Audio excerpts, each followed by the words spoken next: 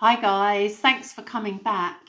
So, we've been reading our story, The Christmas Eve Ghost by Shirley Hughes, and we know so far that the family have had to move to London, or to at least a city, because they lost their father, and that sometimes Mummy has to go out to work at night time and she has to leave the children alone.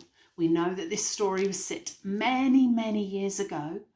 And we also know that this family live next door to another family who seem to be practicing a different religion to themselves. Christmas was coming, but times were bad and there was no money to spare. Mam was working long hours to save a bit extra to buy something nice for Bronwyn and Dylan. At last, on Christmas Eve, all the extra washing was finished and folded into the pram. Bronwyn and Dylan went with Mum, delivering it all around the houses. On the way home, they saw the brightly lit shops with dead rabbits and turkeys and joints of meats hanging up, and people selling toys in the street, and piles of apples on market barrows. Bronwyn's and Dylan's legs were tired because they'd walked so far. So Mum took them home. But she still had more shopping to do.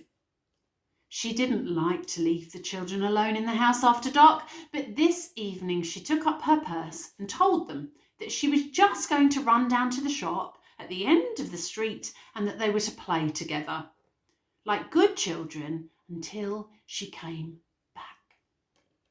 "I won't be long," she said. "Don't answer the door if anyone knocks."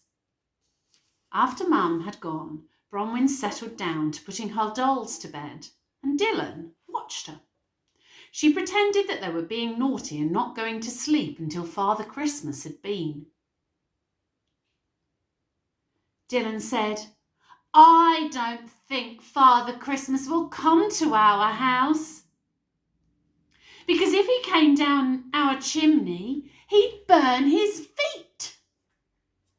"Perhaps he'll come through the back door," said Bronwyn, and then there came a knock. It was not the front door knocker. It was coming from the back of the house. And it was more like a plonk than a knock. Plonk it went. Then plonk, plonk. They both sat still and listened.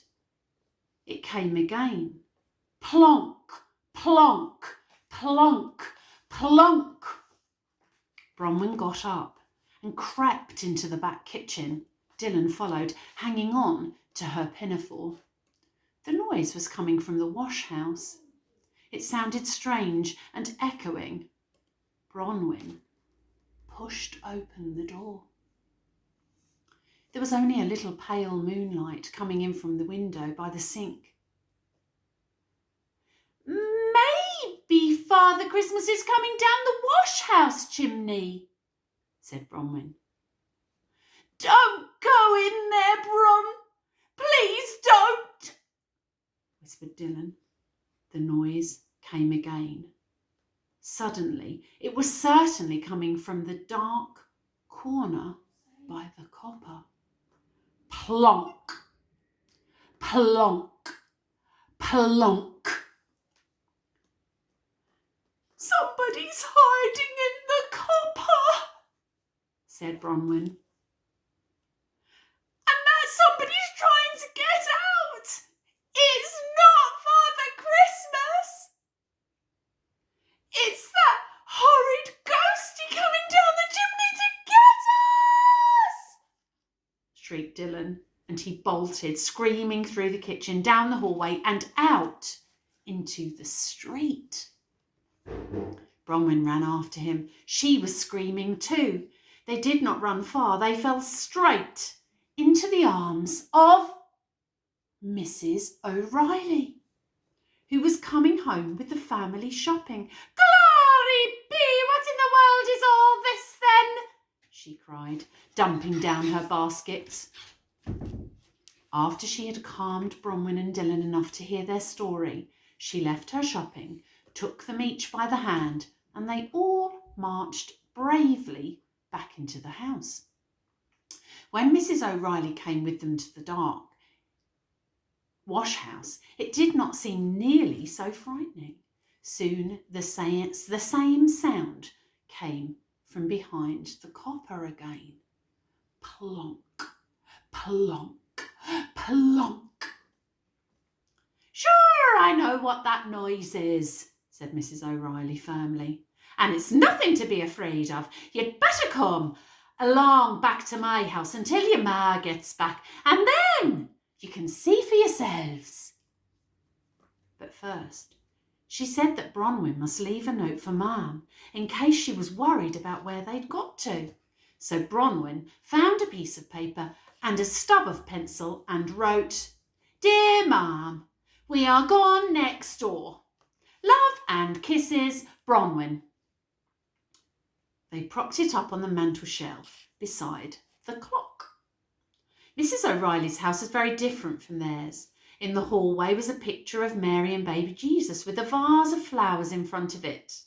And in the kitchen there were shelves with shining china and brass and a delicious smell of stew.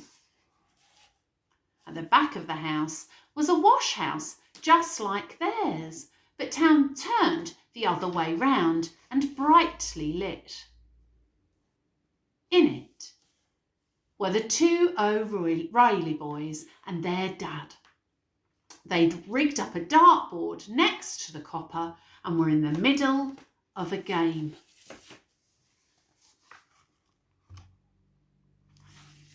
I wonder if you can imagine what the plonk plonk was. When they threw a dart, it landed on the board. Plonk. That's the noise you were hearing, Mrs. O'Reilly told Bronwyn and Dylan kindly. Sure, and it's nothing but a game of darts. Nothing to be scared of now, is it? Bronwyn and Dylan stared like two solemn little owls. The O'Reilly boys stopped their game and grinned at them. Ma'am was very flustered and anxious when she came to fetch them, but she found Bronwyn and Dylan sitting happily by the O'Reillys' kitchen fire, eating slices of bread, dripping with golden syrup.